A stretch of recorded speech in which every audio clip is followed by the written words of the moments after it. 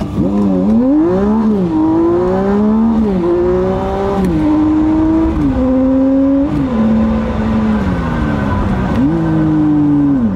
привет, меня зовут Сергей Нео, и вы на канале Не Ноль. Реклама, двигатель, торговля. Нам постоянно впаривают мегапиксели, мегабайты, амперы, лошадиные силы и даже передачи. Для того, чтобы хоть как-нибудь продавать Mitsubishi Lancer Evolution на американском рынке, маркетологи придумали добавить в устоявшуюся пятиступенчатую трансмиссию Lancer шестую передачу. Представляете, как круто иметь 6 передач? Это же сразу супер гонка, это же гиперкар, его можно продать. Но собственных наработок у Mitsubishi в области шестиступенчатых коробок передач не было. И пришлось обратиться к партнерам в группу компании Toyota, а именно в фирму iSIM. И они выпустили вот такой вот шедевр. Это шестиступенчатая коробка передач W6MAA. Технически эта коробка сложнее, чем пятиступ от Evolution, но она и технологичнее. И вопреки избитому мнению у эвоводов, она не такая уж и хрупкая. Именно шестиступ ставился в Америке на версии MR, а в Европе на самые заряженные версии FQ.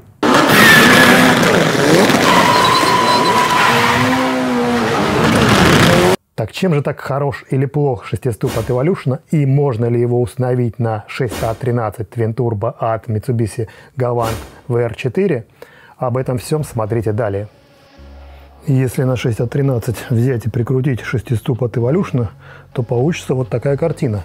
В принципе, он прикрутится на 2 верхних болта, но коробка при этом будет совершенно смотреть в другую сторону, то есть она будет смотреть в дорогу.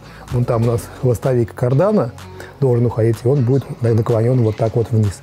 Вот горизонт мотора, а вот такой вот горизонт коробки.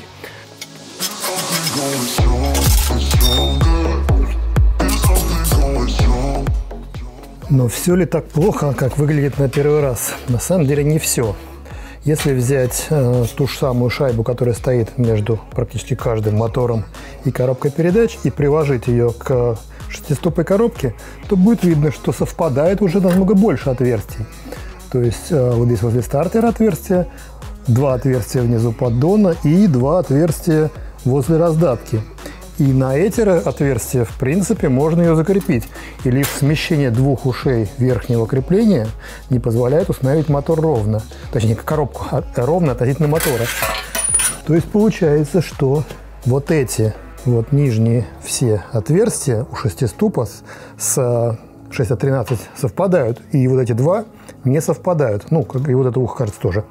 То есть, в принципе, если попробовать его прикрутить сначала снизу, то может это будет и ровное крепление. Сейчас попробуем.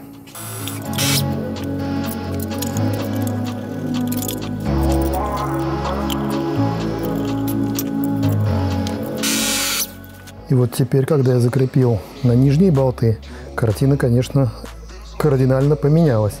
Коробка сразу выровнялась, и уже появился горизонт вместе с мотором. И даже соосность. Вот даже видно, что центр коленвала совпал с центральной втулкой коробки. По остальным креплениям боковым не совпали все верхние отверстия, в принципе, самые силовые, но хотя бы совпали те, которые с направляющим, боковые, которые на блоке. В принципе, конечно, да, можно наварить сюда и пересверлить отверстие, уже более-менее это оправдано с таким расположением. И вот этот болт тоже какой-то здесь надо приварить крепеж, чтобы зафиксировать на все болты. Болты поддона все совпали. Вон 2-3 болта. И который болт возле раздатки тоже совпал.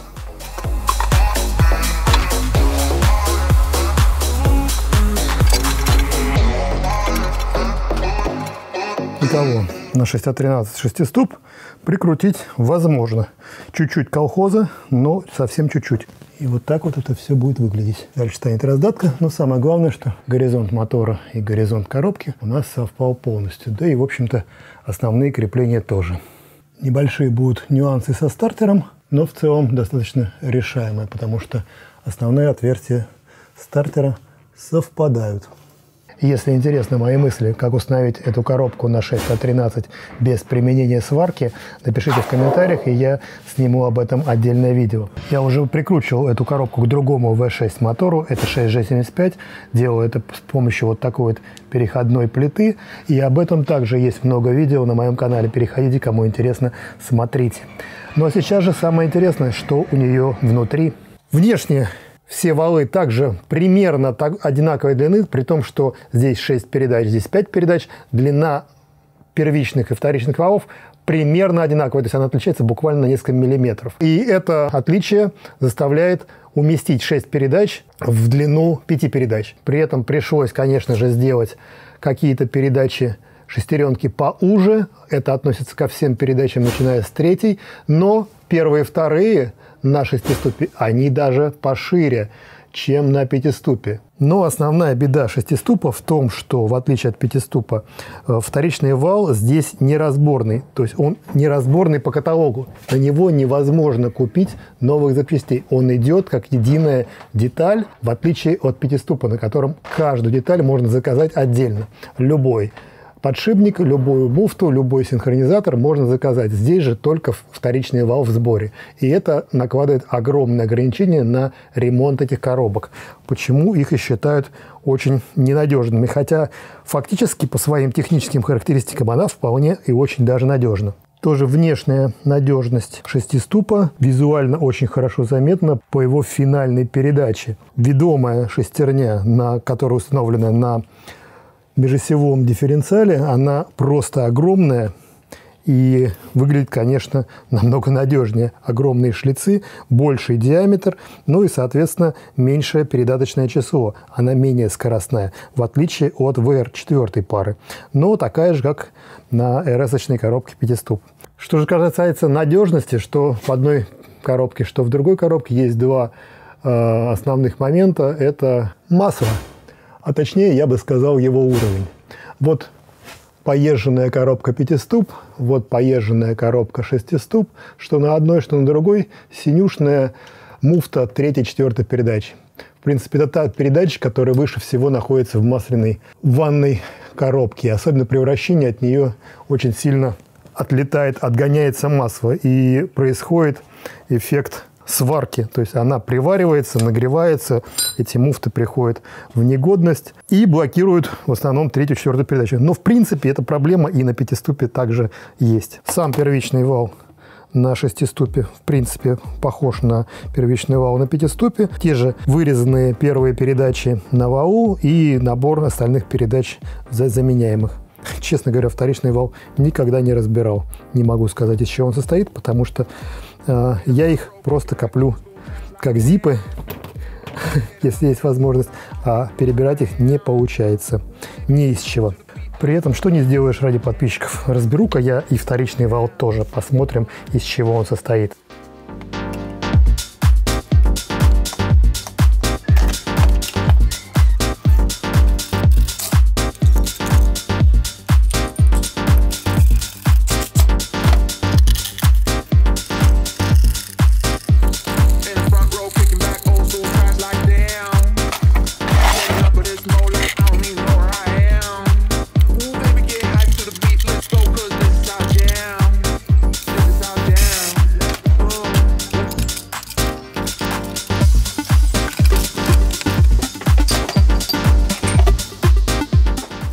На первичном валу расположены шестерни первой передачи, второй и задней, и они являются частью вала. До этой части вал цельный, дальше он полый, то есть там труба, по которой переходит масло и смазывает игольчатые подшипники, на которых вращаются хабы передач. Вот такие игольчатые подшипники стоят на валу. Дальше идет шестерня третьей передачи, набор игольчатых подшипников, на котором она скользит на валу. Потом идет хаб 3-4 передачи с синхронизаторами. Потом опять втулочка с подшипниками. Ну и затем идет 5-6 хаб и шестерни. В основании стоит шариковый подшипник. С другой стороны стоит такой же шариковый подшипник, но с закрытой обоймой. Вторичный же вал представляет собой полую трубу с вытащенными на ней шлицами. На этих шлицах полностью собраны все шестерни, которые находятся на вторичном валу. А шестерня главной пары финальной передачи, она является также частью вала, как и на первичном валу, первая, вторая и задняя. Все как сэндвич надевается на этот вал, первая, вторая, потом промежутки от третьей, четвертой и пятой, шестой. И вот тот самый неприятный момент, что вот этот вал по каталогу не разбирается на запчасти. То есть все, что в нем есть, является единой целой, единой запчастью, которая заказывается по одному номенклатурному номеру. Но есть хитрости. Например, пружины, они у первой и второй передачи почти такие же, как у третьей и четвертой передачи.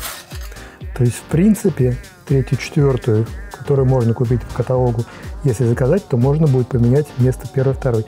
Небольшое отличие, не принципиальное, я думаю, позволит установить эти пружины в хаб третьей и четвертой передачи, также и первой и второй. Заказать можно только с третьей и четвертой. Что касается муфты первой и второй передачи, практически одинаковая с третьей и четвертой. Опять-таки, третью и четвертую можно заказать по каталогу. Она чуть-чуть выше на 1 мм. Также, что и касается внутренностей хаба и синхронизаторы. Они такие же, и сам хаб также на миллиметр выше, чем третья и четвертая. Шлицы все такие же, синхронизаторы все один в один. Поэтому, в принципе, расходники на первую и вторую можно взять с третьей и четвертой, с небольшими допусками на том, что высота отличается на миллиметр. И по факту, если подобрать подшипники, а к опорным подшипникам есть замена по каталогам подшипников, тогда можно, в принципе, считать этот вал ремонтопригодным, хотя достаточно условно. Не представленный в каталоге по запчастям вторичный вал, конечно, накладывает ощутимые ограничения на ремонтопригодность этой коробки. Но есть коробка W6B MBA, которая в каталоге вся представлена по запчастям. И вполне возможно, они одинаковые. Если кто-то проверял или у кого-то есть в разборе эта коробка, напишите в комментариях. Будет очень интересно проверить. Механизм переключения передач на этой коробке тоже более сложный, чем на пятиступе. Для того, чтобы не включалось две передачи, здесь сделали ряд фиксаторов, шарики и втулки, которые расположены вот здесь в каналах. Они фиксируют каждую вилку, во время включения передачи. То есть проходит вал, втыкает передачу, и в распор становится шплинт, который не позволяет в этот момент включиться какому-то другому валу. Также эта система делает невозможным включение задней передачи после выключения пятой. Задняя передача здесь включается с помощью вот такого вот маятника. Вообще задняя передача на этой коробке очень мощная. Не знаю, зачем это сделано, но просто огромная, гигантская, для того, чтобы, наверное, тягать машины задним ходом. А так, в принципе, вся задняя передача построена вот на таком маятнике, который как раз блокируется швистом и вот включает муфту задней передачи, которая внутри также имеет хаб и синхронизаторы. Ну, в общем, как и на всех современных коробках. В шестиступе сделаны очень мощные подшипники как на дифференциале, так и опорные у валов. Вторичный вал установлен в корпусе таким образом, что один подшипник зафиксирован, второй подшипник роликовый, и в нем вал свободно скользит. То есть снимает при этом нагрузку с корпуса у вторичного вала. Первичный вал закреплен классически на два подшипника шариковые сверху и снизу. Снизу он открытый, сверху закрытый обоймой. В целом шестиступ имеет очень сбалансированный ряд по передачным числам всех передач, очень похожий на коробку EVO пятиступ RS. Тюнинга на эту коробку крайне мало, точнее, наверное, его практически нет. Из того, что я знаю, вот продается вот такой гидравлический выжимной от компании Quatermaster, но он достаточно универсальный, не сказал бы, чтобы он прям сделан под эту коробку. Вот он ставится сюда, они дают в комплекте какую-то там переходную втулку, но в отличие от пятиступа, у которого есть крепление, в которое можно прикрутить на шестиступе, такого нет, то есть надо будет что-нибудь колхозить. Но так вот, в принципе, такая приятная штуковину можно установить в шестиступ. Ну, раз тюнинг на эту коробку делать не хотят, надо придумывать что-то самому. проблему с маслом, которая есть у многих коробок передач, в том числе у этой, в том, что 3-я, 4-я передача находится очень высоко и очень плохо смазывается. Я сделал систему принудительной циркуляции масла в коробке и подачу через масляные форсунки прямо в нужное место в 3-ю, 4-ю.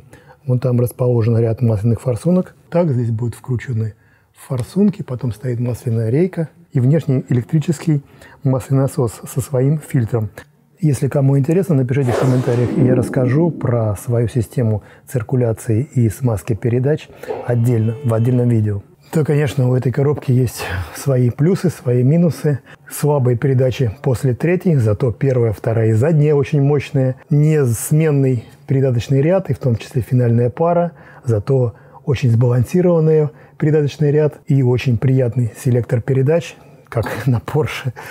На 6-ступе более массивный корпус, он на 3-4 см длиннее, чем на 5-ступе, зато система пассивного охлаждения коробки. Трудности в ремонте и отсутствие тюнинга, зато 6 передач и самая большая максимальная скорость. По мне, так, для городской машины в 400 лошадиных сил 6-ступ самая оптимальная коробка. Ну а для спорта, конечно, нужен 5-ступ, хотя для драга лучше гидроавтомат. Я надеюсь, мой контент был полезен для вас. Подписывайтесь на канал, ставьте лайки, дизлайки. А на этом-то все. Всем удачи, всем пока.